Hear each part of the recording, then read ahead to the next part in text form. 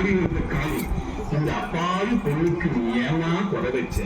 பெத்த தாயை பறி கொடுத்துட்டா, வளர்ப்பு தாய் கொடுமைக்கு ஆளாயிட்டா. உன் சன்னதி தங்கம் பொருள் காசுகளை வச்சு அபிஷேகம் செஞ்சாங்க பார்த்தீங்களா?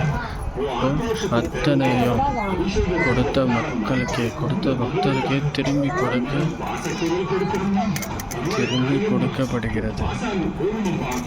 ஏன்னா அப்போ தானே அவங்களுக்கு அந்த அபிஷேகத்தில் செஞ்சு அவங்களுக்கு போய் சேரும்போது ஒரு நல்லது நடக்கும் என்ற இதுதான்.